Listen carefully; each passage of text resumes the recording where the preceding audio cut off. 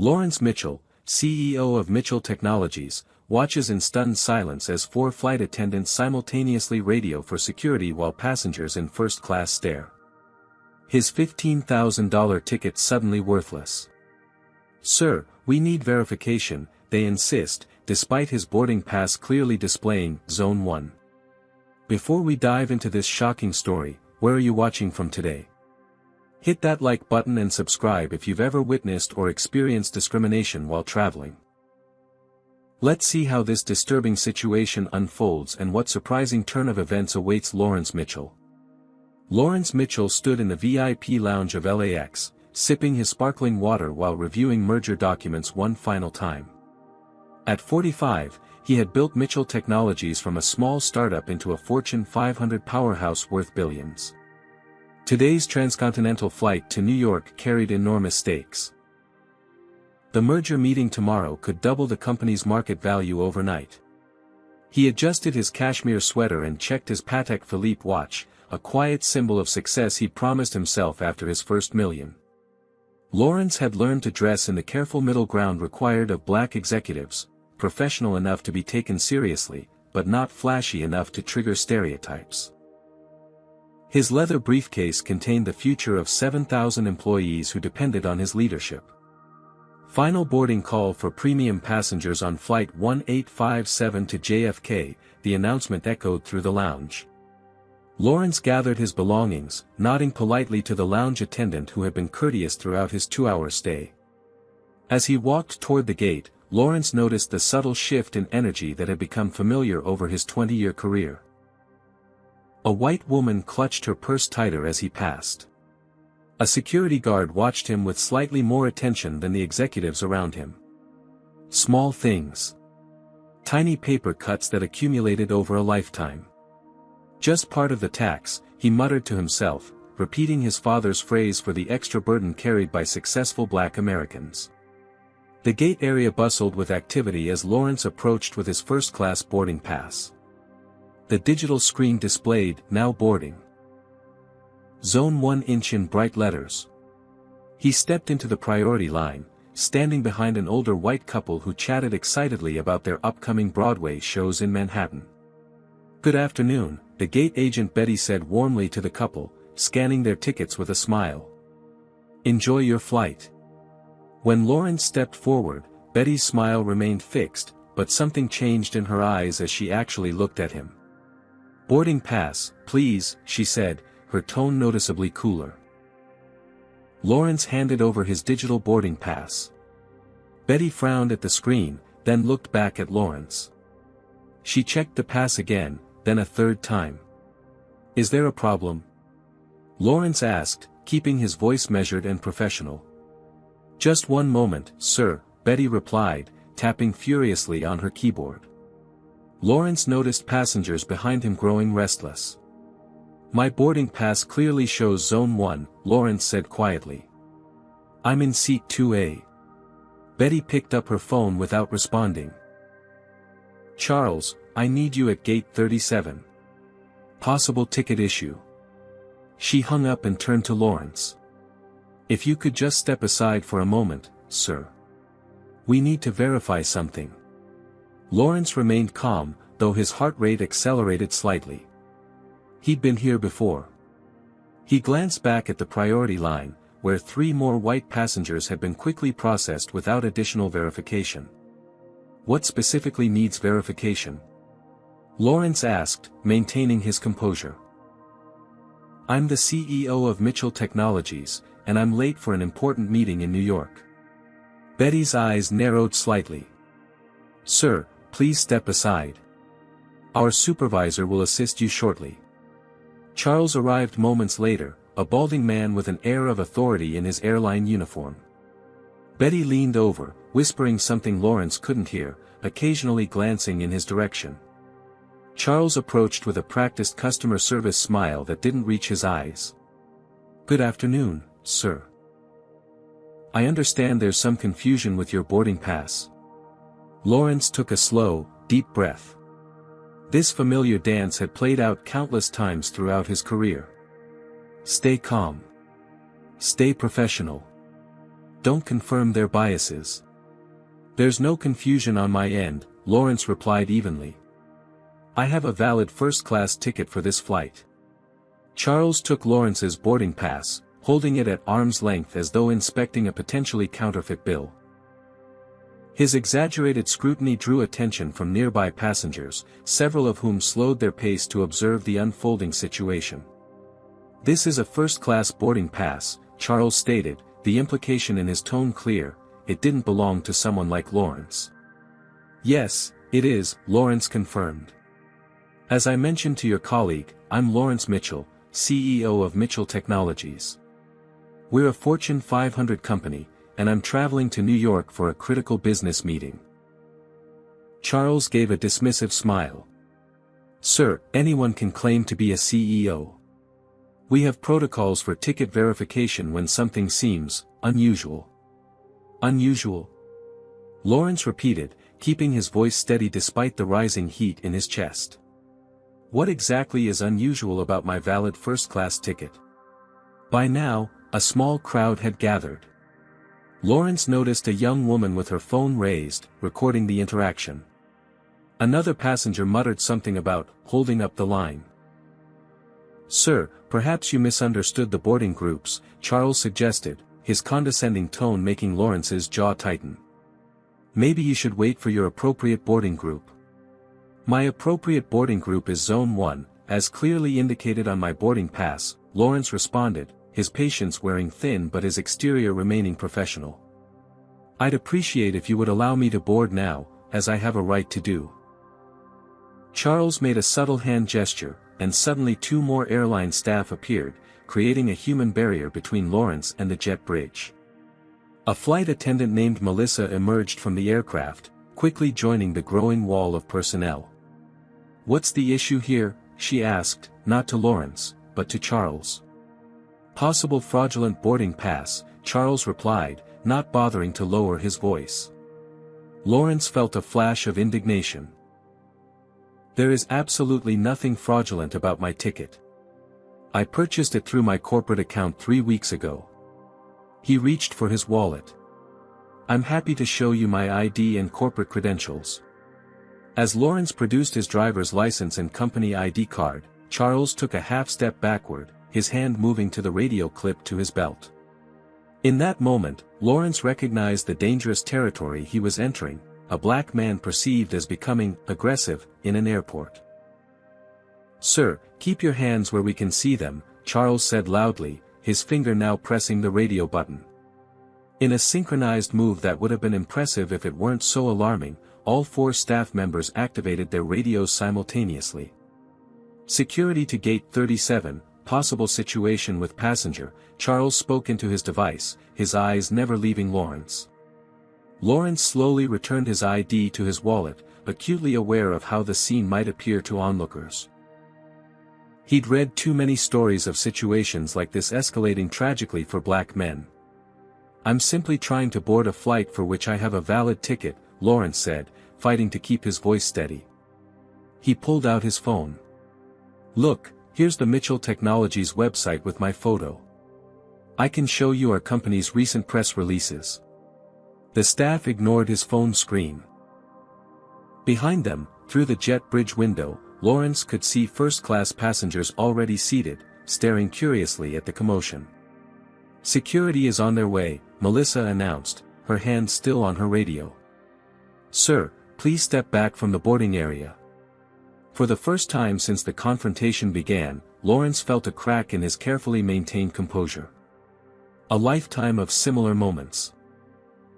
Being followed in stores, questioned in hotel lobbies, asked if he was in the right neighborhood, came rushing back. But this time, it was happening in public, with an audience, with his dignity and potentially his safety at stake. This is humiliating and unnecessary, Lawrence said, a slight tremor in his voice betraying the emotion he fought to contain. I have done nothing wrong. In the distance, Lawrence saw the unmistakable uniforms of airport security approaching, hands resting near their weapons.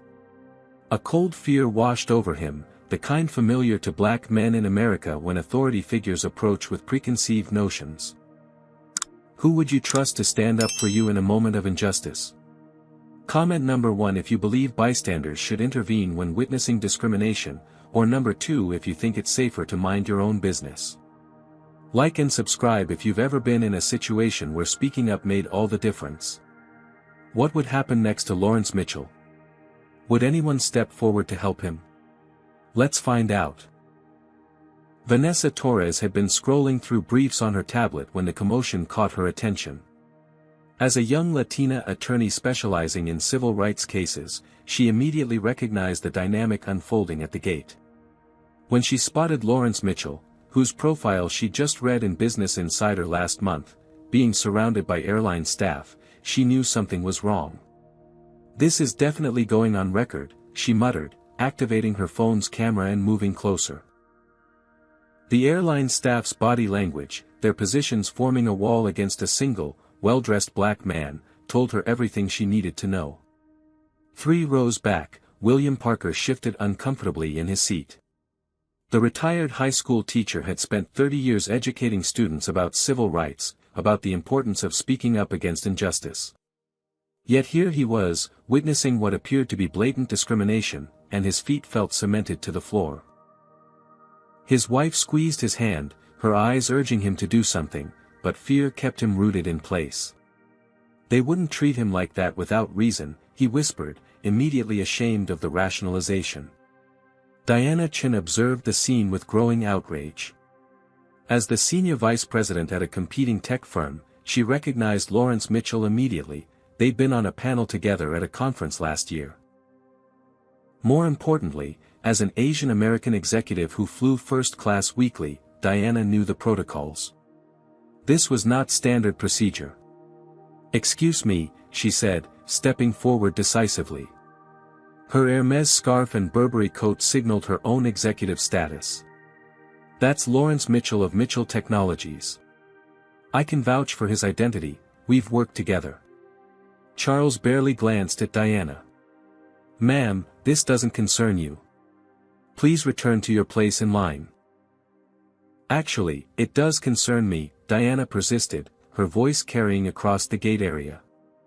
"I'm witnessing what appears to be blatant discrimination against a fellow executive. Mr. Mitchell is exactly who he says he is." Inside the aircraft, the situation had become the sole topic of conversation in first class. Passengers pressed their faces against windows, watching the drama unfold. "What's happening out there?" asked an elderly man in 3C. "They're hassling some black guy trying to board first class," replied the businessman across the aisle. "Security's coming now." In the cockpit, Captain Gregory Harris was being briefed by another flight attendant. "Apparently there's some guy with a suspicious first-class ticket," she explained. "The gate agents think it might be fraudulent." "Wonderful," Harris sighed. "That's all we need is a delay."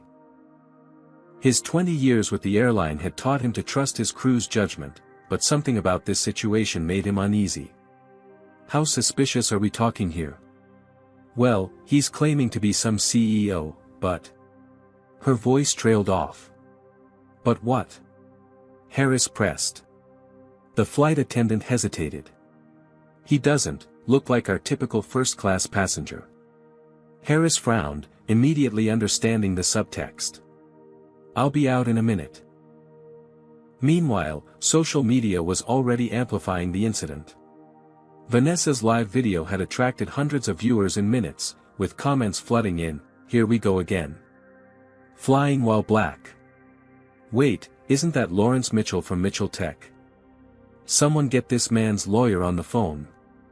Back at Mitchell Technologies headquarters in Silicon Valley, Lawrence's executive assistant Alicia received an urgent text from a colleague, "Check Twitter now.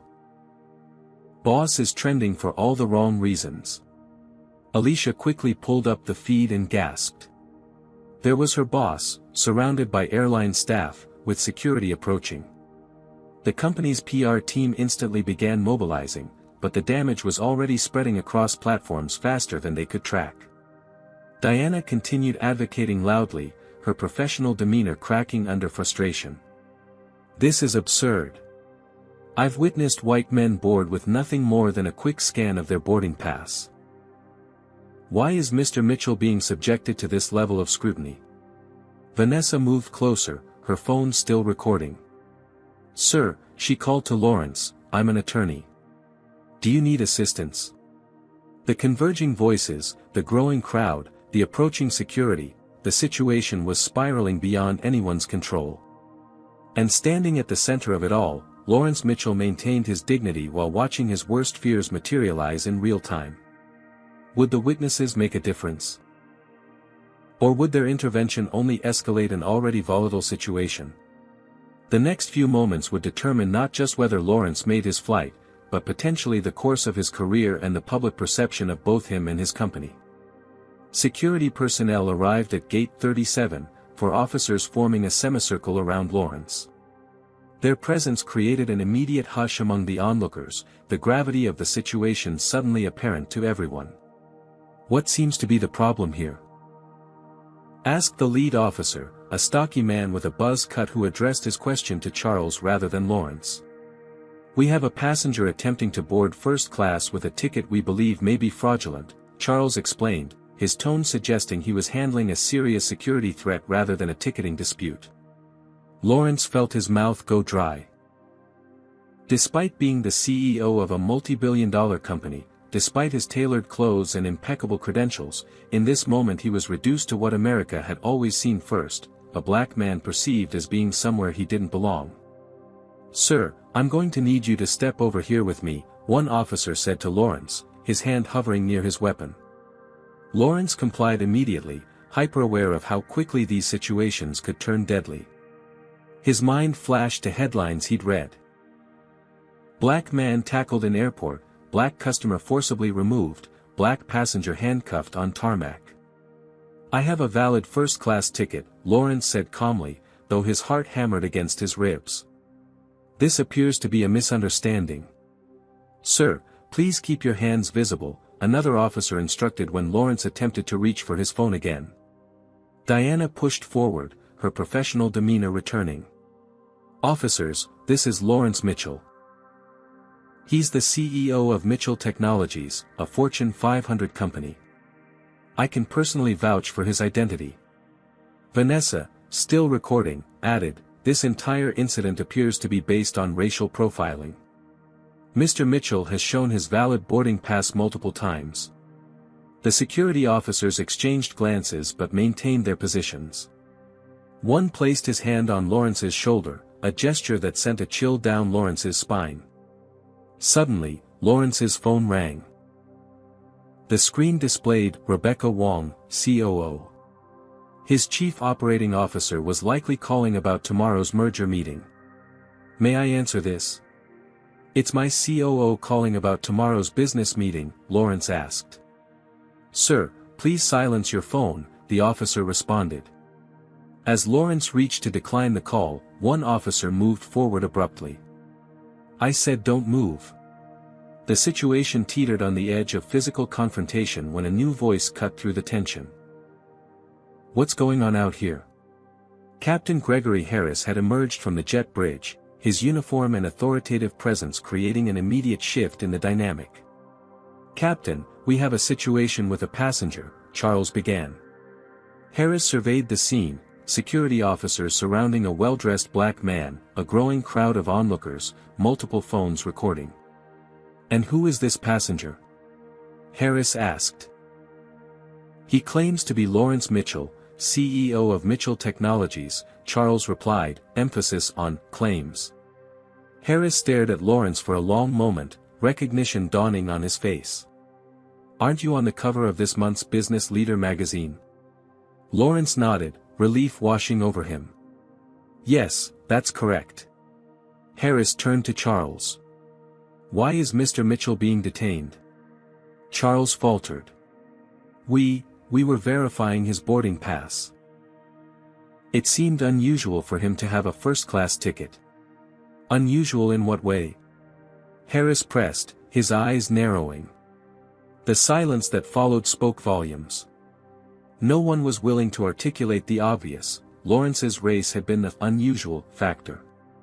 Officers, thank you for responding, but I believe there's been a misunderstanding, Harris said firmly. Mr. Mitchell is a valid first-class passenger on my aircraft. The security team hesitated, looking to Charles for confirmation. Charles, now realizing his mistake but unwilling to admit it, simply nodded stiffly. Mr. Mitchell, we apologize for the confusion, one officer said, though his tone suggested otherwise. You're free to board. As the security personnel stepped back, Charles cleared his throat. We were simply following protocol for ticket verification. What protocol specifically targets CEOs? Diana asked pointedly. Charles ignored her, turning to Lawrence. You have to understand, sir, when something doesn't look right, we have to be cautious. The implication hung in the air, Lawrence didn't look right for first class. As Lawrence gathered his belongings, his phone rang again. This time it was Julian Westfield, CEO of the company they were merging with. Lawrence, are you on your way? There's buzz online about some incident at LAX. Lawrence took a deep breath. I'll explain when I arrive. There's been a situation. As he finally moved toward the jet bridge, Lawrence remembered his father's words from decades ago when he'd received his first executive job offer. Son, no matter how high you climb, there will always be those who believe you don't belong there. Your job isn't just to succeed, it's to succeed so overwhelmingly they can't ignore you. In that moment, as Lawrence walked past the airline staff who had humiliated him, past the security who had threatened him, and toward the first-class cabin he had every right to occupy, he made a silent promise to himself. This incident would not be swept under the rug. This would not be just another indignity to bear silently. This time, there would be consequences. Lawrence Mitchell stepped into the first-class cabin with every eye upon him.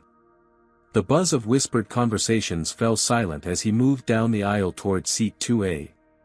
His $15,000 ticket, which moments ago had been treated as fraudulent, now granted him access to the luxurious pod by the window, though the experience had been irreparably tainted. He stored his briefcase, settled into his seat, and exhaled slowly, aware that his hands were still trembling slightly. 20 years of corporate success, building a technology empire from nothing, and still this was his reality. Flight attendant Melissa, the same one who had radioed for security, approached with a practiced smile. Mr. Mitchell, can I offer you a pre-departure beverage?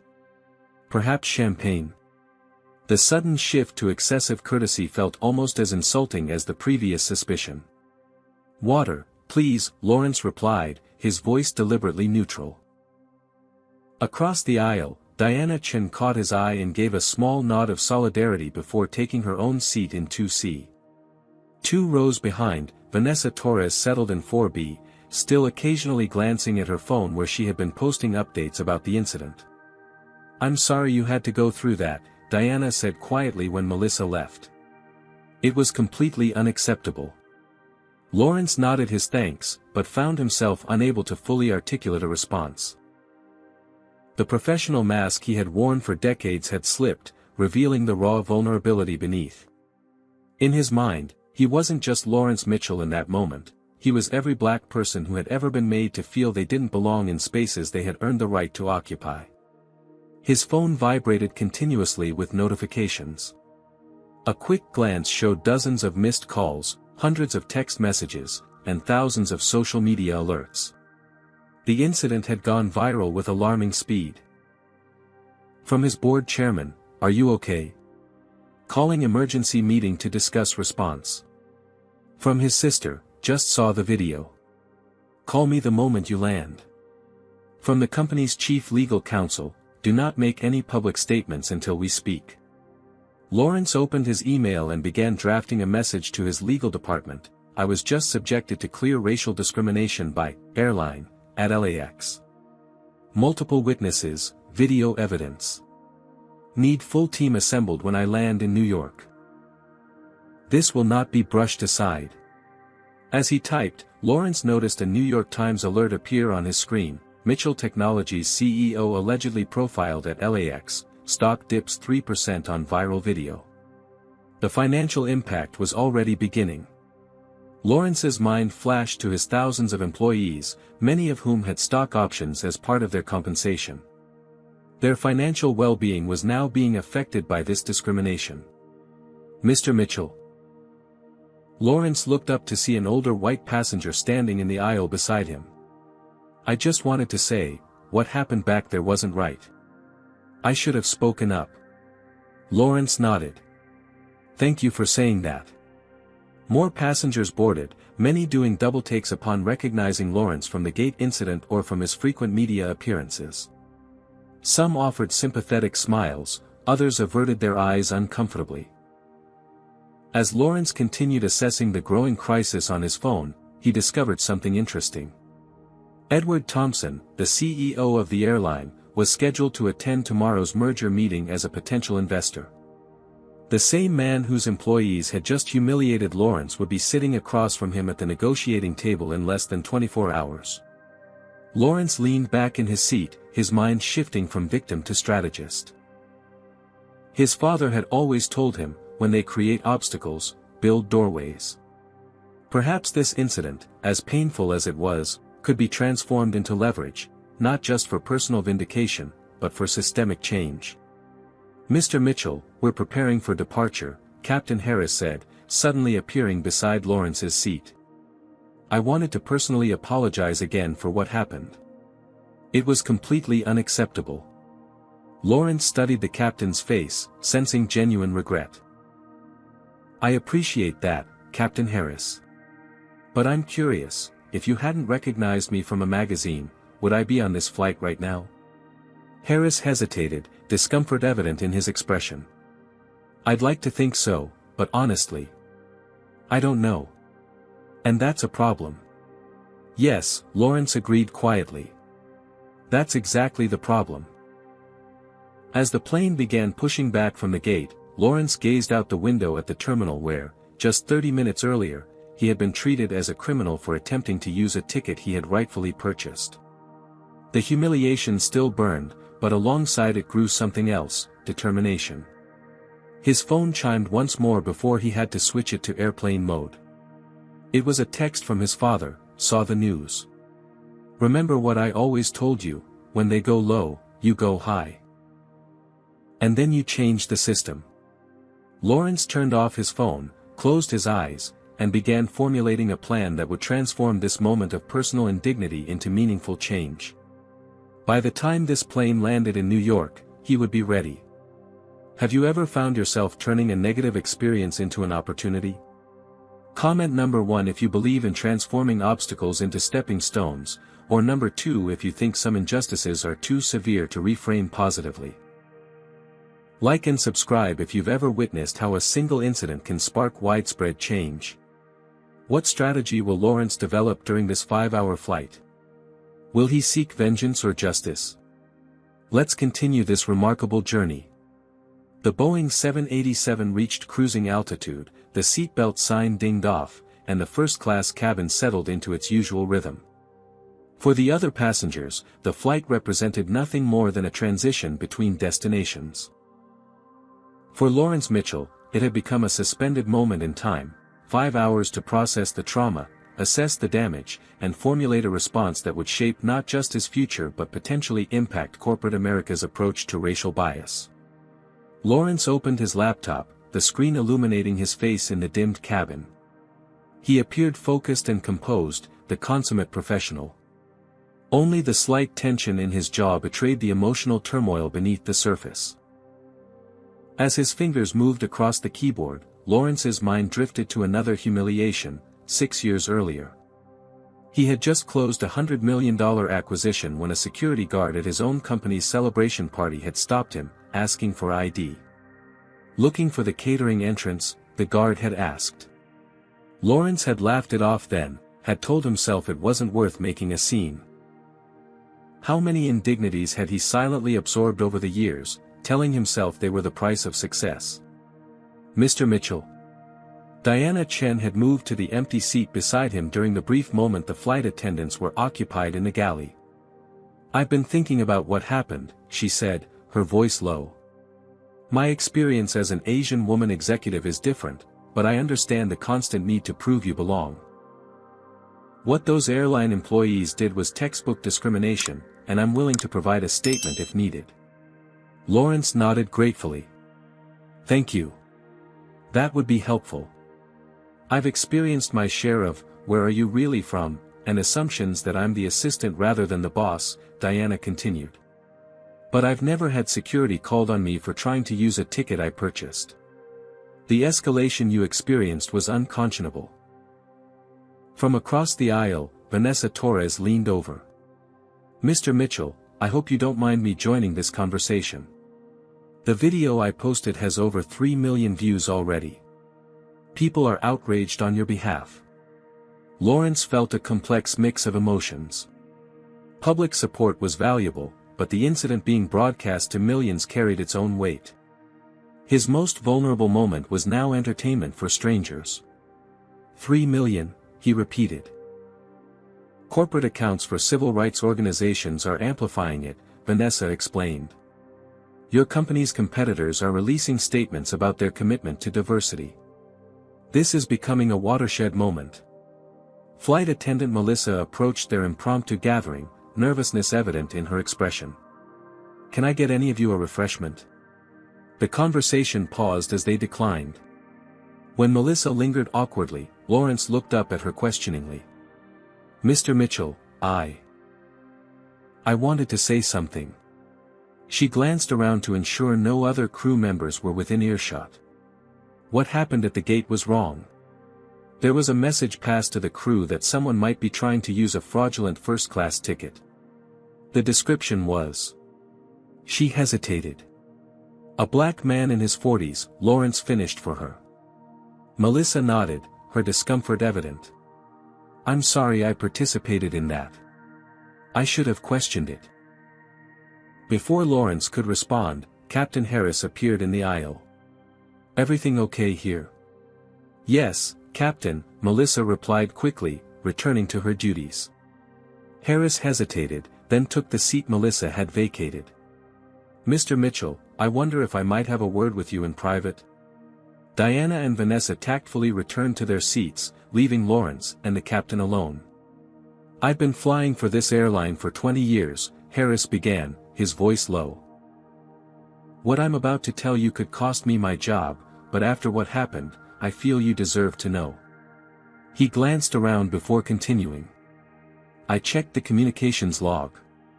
The alert about a suspicious passenger came directly from a manager who never even saw you. It was based solely on a gate agent's report that someone unexpected was attempting to board first class. Lawrence's expression remained neutral, but he discreetly activated the voice recorder on his phone beneath the cocktail napkin. The exact language used in the alert was demographic mismatch with ticket class, Harris continued. In 20 years, I've never seen that alert used for anyone who wasn't a person of color. That's valuable information, Captain, Lawrence said quietly. Thank you for your integrity in sharing it. After Harris returned to the cockpit, Lawrence sat motionless, processing this new information. Demographic mismatch. The clinical language of discrimination. 2 hours into the flight, Lawrence found himself engaged in conversation with several first-class passengers who had witnessed the incident. Their perspectives varied widely. It's not always about race, insisted an older gentleman in an expensive suit. They're just doing their jobs checking for fraud. When was the last time you were asked to verify your first-class ticket? Diana challenged him. The man fell silent. This isn't an isolated incident, Vanessa added. It's part of a pattern that many people of color experience daily, just usually without millions watching online. Lawrence's phone rang through the in-flight Wi-Fi, a call he couldn't ignore. Kenneth Blackwell, the most senior member of Mitchell Technologies' board of directors. Lawrence, are you all right? Kenneth's concern was evident. I'm fine, Kenneth. Handling it. The board is concerned about the publicity. Our stock dropped 5% in the last hour. Lawrence felt a flash of irritation. I was publicly humiliated for being black in first class, and the board's first concern is stock price. Kenneth sighed. You know that's not fair. We're concerned about you personally and about the 7,000 employees whose livelihoods depend on our stock performance. The PR team is suggesting we issue a statement that you're not pursuing action against the airline, that it was all a misunderstanding. It was not a misunderstanding, Lawrence interrupted, his voice firm but controlled. It was discrimination, plain and simple. And no statement will be issued without my approval. As Lawrence ended the call, he noticed a new email from a competitor airlines executive, disturbed by what we saw today. Would like to offer you lifetime first-class status with us. Call to discuss. Opportunities were emerging from the crisis, but Lawrence's mind was fixed on something larger than personal compensation. This incident had revealed not just individual bias but systemic issues that affected countless travelers who didn't have his resources or platform. With 2 hours remaining before landing, Lawrence began drafting not a lawsuit, but a comprehensive proposal. If Edward Thompson wanted to avoid a PR nightmare and potential legal action, he would need to commit to substantive changes in how his airline operated. By the time the captain announced their initial descent into JFK, Lawrence Mitchell had transformed from a victim of discrimination into an architect of potential industry-wide reform. The flight that began with humiliation was ending with purpose. The wheels of Flight 1857 touched down on the tarmac at JFK International Airport at precisely 7:43 p.m. Eastern Time. As the aircraft taxied toward the terminal, Lawrence Mitchell gazed out the window at the glittering New York skyline. Under normal circumstances, this view would have filled him with anticipation for tomorrow's merger meeting. Tonight, it simply reminded him of how quickly life could change course. Ladies and gentlemen, welcome to John F. Kennedy International Airport, the flight attendant's voice announced over the intercom. Local time is 7:50 p.m. For your safety and the safety of those around you, please remain seated with your seatbelt fastened until the captain turns off the fasten seatbelt sign. Lawrence barely registered the familiar spiel. His attention was focused on the notification that had just appeared on his phone, advisory, media presence at Terminal 4 arrival gate. Looks like you've got a welcoming committee, Diana said from across the aisle, showing him her own phone with a Twitter update about reporters gathering at JFK awaiting Lawrence's arrival. Mr. Mitchell, Captain Harris approached as passengers began collecting their belongings. I've arranged for ground staff to escort you through a private exit if you prefer to avoid the main terminal. Lawrence considered the offer. Part of him wanted to slip away quietly, to process everything that had happened without cameras and microphones thrust in his face. But another part, the part that had built a technology empire from nothing, recognized that visibility had power. Thank you, Captain, but that won't be necessary, Lawrence replied. I have nothing to hide. As first-class passengers were invited to disembark, Lawrence gathered his briefcase and nodded farewell to Diana and Vanessa, both of whom had offered their contact information and support. When he stepped into the jet bridge, he immediately noticed the airline representatives waiting anxiously at the gate. Mr. Mitchell, a woman in an airline executive uniform stepped forward. I'm Jennifer Ramirez, Vice President of Customer Experience. On behalf of the airline, I want to personally apologize for your experience today. Our CEO, Mr. Thompson, has requested a meeting with you at your earliest convenience. Lawrence regarded her calmly. I imagine he has. Unfortunately, my earliest convenience will be after tomorrow's merger meeting. Please let Mr. Thompson know I'll contact him directly. Jennifer's professional smile faltered slightly. Of course. We've arranged a private car to take you to your hotel. That won't be necessary. I have my own transportation arranged.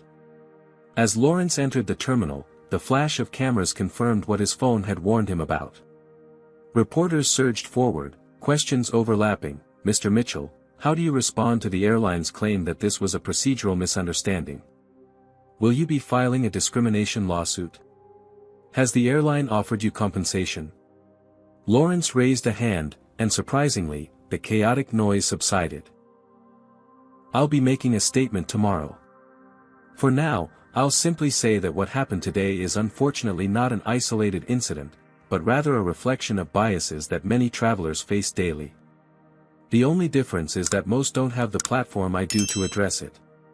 With that, he moved through the crowd toward the exit where his car's service waited. The driver, a middle-aged black man named Jerome, recognized Lawrence immediately. "Mr. Mitchell," Jerome said, opening the door. "It's an honor to drive you, sir. I saw what happened at LAX. Been driving executives for 15 years, and I can't tell you how many times I've been mistaken for somebody's chauffeur when I'm just waiting for my wife in the arrival area." Lawrence nodded in understanding as he settled into the back seat. "It takes different forms, but the experience is universal. The difference is, you're in a position to do something about it," Jerome noted as he navigated through Queens toward Manhattan. "Most of us just have to swallow it and move on." Lawrence stared out the window, Jerome's words resonating deeply. The responsibility of his platform weighed on him. This wasn't just about one humiliating experience at an airport, it was about using that experience to create meaningful change. When they arrived at the Mandarin Oriental Hotel, the staff had clearly been briefed about the situation. The general manager himself greeted Lawrence in the lobby.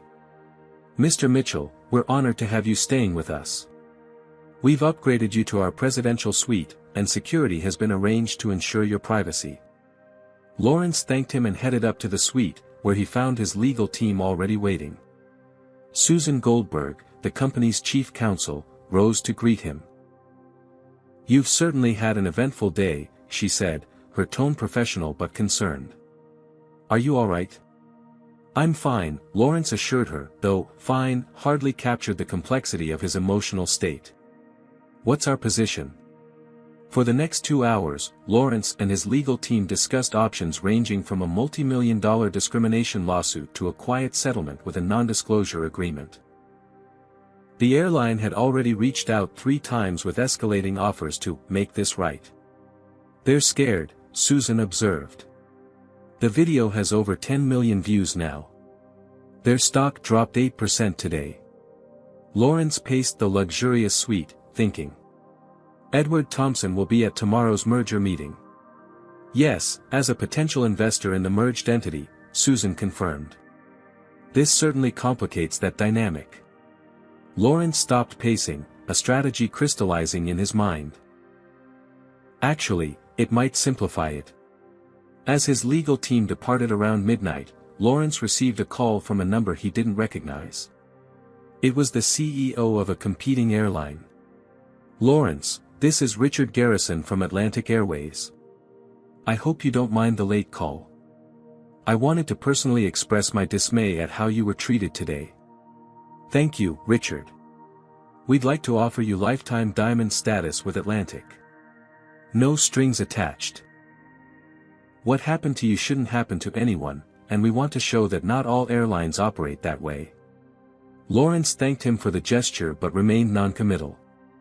As valuable as the offer was, he was beginning to see a bigger picture, one where his personal experience could leverage industry-wide changes rather than personal perks. After ending the call, Lawrence stepped onto the suite's balcony overlooking Central Park. The city that never sleeps glowed beneath him, millions of lights representing millions of stories. How many of those stories involved the same kind of discrimination he had faced today? How many didn't have the cameras recording, the viral videos, the corporate position to demand change? Lawrence returned inside and opened his laptop. Instead of drafting a lawsuit or a public statement condemning the airline, he began outlining something very different. A comprehensive partnership proposal that would transform his humiliation into an opportunity for systemic change. By 3 a.m., as the city's pulse slowed to its quietest rhythm, Lawrence finally closed his laptop. Tomorrow's merger meeting had taken on an entirely new dimension. He was no longer just negotiating a business deal, he was architecting a response to injustice that could ripple through an entire industry. The conference room on the 40th floor of the Deutsche Bank building offered a panoramic view of Manhattan, though few of the executives gathered around the massive table were admiring the scenery. All eyes were fixed on Lawrence Mitchell as he calmly organized his presentation materials, the elephant in the room growing larger with each passing moment of silence. Lawrence wore his finest Tom Ford suit, a subtle armor for the battle ahead. Despite only 3 hours of sleep, he appeared refreshed and focused, the product of years navigating high-pressure situations. He noted Edward Thomson, the airline CEO, seated near the far end of the table, conspicuously avoiding eye contact. Julian Westfield, CEO of Horizon Innovations and Lawrence's merger partner, broke the uncomfortable silence. I think we're all aware of yesterday's unfortunate incident. Lawrence, on behalf of everyone here, I want to express our support. Lawrence nodded acknowledgement. Thank you, Julian, but let's focus on the business at hand. We can address yesterday's events afterward. For the next hour, Lawrence delivered a masterclass in compartmentalization, presenting the merger proposal with clarity and vision that impressed even those who had worked with him for years. He outlined how combining Mitchell Technologies' artificial intelligence capabilities with Horizon's hardware infrastructure would create an entity capable of dominating the market for decades. Not once did he reference the airport incident, though it hung in the air like an invisible current, charging every interaction. Edward Thomson shifted uncomfortably whenever Lawrence made eye contact with him. When the presentation concluded, Julian leaned forward, impressed. This is even more compelling than our preliminary discussions suggested. I think we're aligned on the core valuation and integration strategy. The room hummed with positive energy as the merger, potentially the largest tech deal of the year, seemed within reach. As the group broke for coffee, Lawrence approached Thomson, who had been conspicuously quiet throughout the presentation. Edward, could I have a word in private? Thomson nodded stiffly, following Lawrence to a small adjacent meeting room. Once the door closed, Thomson immediately launched into damage control. Lawrence, I want to personally apologize for what happened yesterday. It was inexcusable, and those responsible have been suspended pending investigation. Our legal team has prepared a settlement offer that I think you'll find more than generous.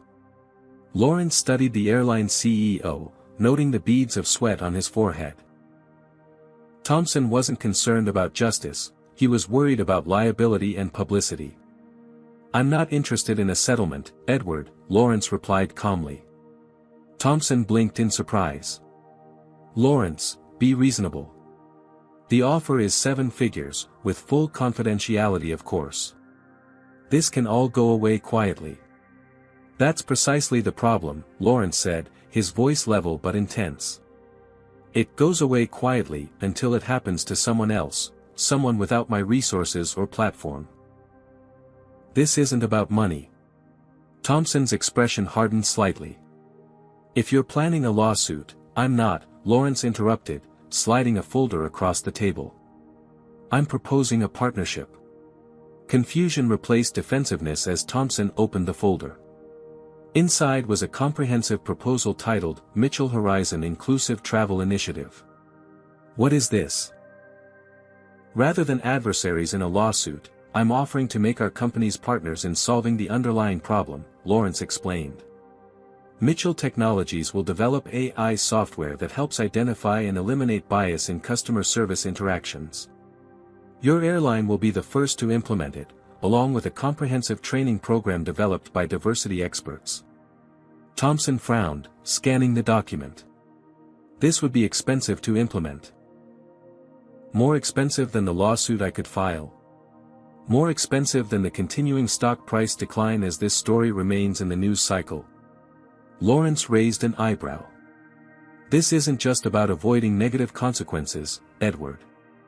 It's about transforming a potential crisis into industry leadership.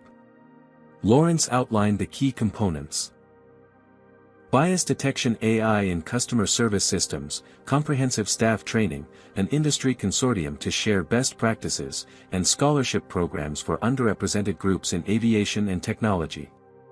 You turned me away from first class yesterday, Lawrence concluded. Today, I'm offering you a first-class ticket to being part of the solution. The choice is yours. Thomson stared at the proposal, weighing his options.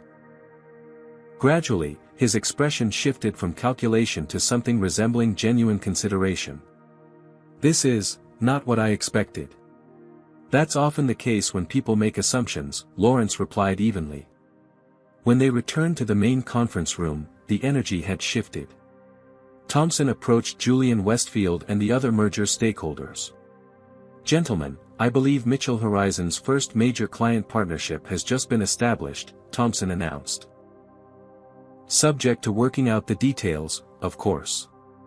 The confusion on the faces around the table slowly transformed to understanding. Lawrence had somehow turned yesterday's humiliation into today's business opportunity. As the meeting progressed, the merger terms were finalized with an unexpected new element: the airline would become a key client of the newly formed company, implementing Lawrence's inclusive travel initiative across its global operations. When the executives broke for lunch, Julian pulled Lawrence aside. That was masterful. Most people would have gone for blood after what happened. Lawrence straightened his tie. My father taught me something valuable: when you're angry, they win twice, once in the original offense, and again when they make you lose control. True power is transforming obstacles into opportunities. By the time the meeting concluded at 4 p.m., Lawrence had not only secured the merger on favorable terms but had laid the groundwork for an industry-wide initiative that would outlast any lawsuit or settlement. The video poster had already reached out requesting an interview, which Lawrence had agreed to, not to rehash the humiliation, but to announce the new initiative. As the executives filed out of the conference room, Thompson lingered behind. I underestimated you, Lawrence, he admitted. I came here expecting threats and demands. That would have been easier for both of us, Lawrence acknowledged. Justice requires more imagination than revenge. Lawrence gathered his materials, reflecting on the 24 hours that had transformed a moment of deep injustice into a catalyst for change. The incident would never be erased: the humiliation, the fear, the painful reminder of biases that persisted despite his success. But in its place was growing something unexpected. A pathway to ensure fewer people would face what he had experienced. As he left the building, Lawrence's phone buzzed with a text from his father: saw the announcement of the initiative. This is how you change the game, son. Proud of you. 1 month later, Lawrence Mitchell stood in the same LAX terminal where he had been humiliated. The airline logos remained the same, the architecture unchanged, but nearly everything else about the experience had been transformed. Good afternoon, Mr. Mitchell, the gate agent greeted him warmly, scanning his boarding pass without a second glance. Thank you for your loyalty. We appreciate your business. No questions about verification. No suspicious looks. No calling for supervisors or security. Just the basic courtesy that should have been afforded to him, and everyone, from the beginning. Lawrence nodded and proceeded to the jet bridge, acutely aware of the changes implemented in the 30 days since the incident. New protocols had been established, staff had undergone training developed by Mitchell Technologies' newly formed Inclusive Experience Division, and subtle technological safeguards now helped identify potential bias in real time. As Lawrence settled into his first-class seat, he reflected on the whirlwind month. The viral video had ultimately garnered over 30 million views, sparking a national conversation about traveling while black and the indignities faced by people of color regardless of their status or success. Rather than fading into the background as another fleeting social media outrage, the incident had catalyzed genuine change. Largely because Lawrence had chosen a path of transformation rather than mere retribution. The New York Times business section had run a feature just yesterday: how one CEO's humiliation sparked an industry revolution. The article detailed how the Mitchell Horizon merger had been completed with record valuations, while the new company's first major client, the very airline that had discriminated against Lawrence, was now implementing cutting-edge bias detection and prevention systems. Mr. Mitchell? A flight attendant approached, interrupting his thoughts. The captain would like to speak with you when you have a moment. Lawrence followed her to the cockpit, where he found not Captain Harris from his previous flight, but Elaine Washington, one of the airline's few black female captains. Mr. Mitchell, I wanted to thank you personally, Captain Washington said, extending her hand. I've been flying for this airline for 17 years, and the changes implemented since your incident have been more substantial than anything I've seen in my career. Lawrence smiled. I appreciate that, Captain. How are the new protocols being received by the staff? There was resistance initially, she admitted. Change is never easy.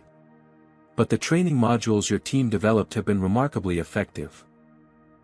Especially the VR simulations that let employees experience bias from the receiving end. When Lawrence returned to his seat, he found an email from Diana Chen, who had witnessed and intervened during the original incident.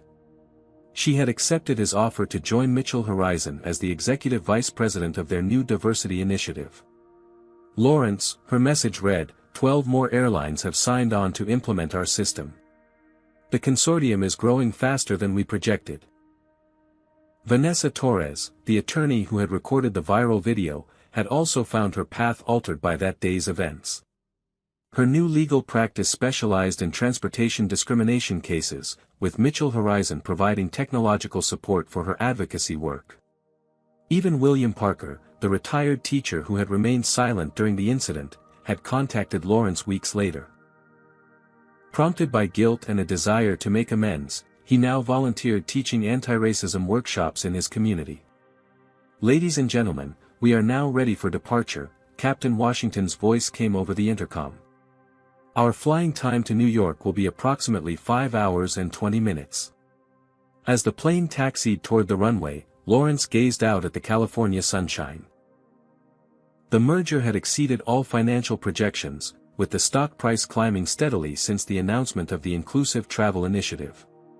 What could have been a devastating PR crisis had instead become a cornerstone of the new company's identity and mission. The lawsuit settlement money, for Lawrence had indeed filed and won a discrimination case, had been directed entirely to a scholarship fund for minority students pursuing careers in technology and aviation. The first class of 50 scholars would begin their studies next fall. Perhaps most significantly, Lawrence had given a keynote address at the National Aviation Conference the previous week, standing alongside Edward Thompson. Together, they had announced industry-wide standards for bias prevention and customer service equity, standards that were already being adopted by transportation companies across the country. Sometimes transformation comes from our most painful moments, Lawrence had told the audience. The question isn't whether we'll face obstacles because of who we are, but how we'll transform those obstacles into opportunities for those who come after us. As the plane lifted off, Lawrence closed his laptop and allowed himself a moment of reflection. The humiliation he had experienced would never completely fade from memory. The fear he had felt seeing security approach, the indignity of being questioned in front of hundreds, the knowledge that his success and status had provided no shield against bias, these would remain with him. But alongside those memories now existed something powerful, the knowledge that his response had created ripples that would benefit countless travelers who would never know his name or story. People who would simply experience the basic dignity and respect that everyone deserved. Lawrence Mitchell had boarded a flight 1 month ago as a successful CEO and had found himself reduced to a stereotype. Today, he boarded as the architect of an initiative that was actively dismantling those stereotypes throughout an entire industry. The plane climbed higher, leaving the terminal where it had all begun far below. Lawrence watched the ground recede, knowing that sometimes the greatest ascent comes after the most painful fall. Lawrence Mitchell's journey teaches us that our response to discrimination can be more powerful than the discrimination itself. While racial bias remains deeply entrenched in society, strategic responses can create lasting change beyond individual vindication. True leadership means transforming personal humiliation into systemic improvement. Lawrence could have pursued purely punitive measures, but instead chose a path that addressed root causes. By developing bias detection technology and training programs, he ensured countless others would be spared similar experiences. His story demonstrates that effective change requires both accountability and innovation. The witnesses also teach us important lessons. Diana's immediate intervention shows how allies can make a crucial difference, while William's initial silence and later redemption reminds us it's never too late to stand against injustice. Vanessa's documentation highlights how technology can expose discrimination that once remained hidden. Perhaps most importantly, Lawrence's experience reveals how systemic racism persists regardless of achievement or status. No amount of success provides immunity from bias. Yet his response demonstrates that our greatest challenges can become platforms for our most meaningful contributions. Have you ever witnessed discrimination being transformed into positive change? Has an injustice in your life ever become the catalyst for something better? Comment below with your experiences and share this story if you believe in the power of transforming obstacles into opportunities. If you've ever experienced discrimination, how did you respond?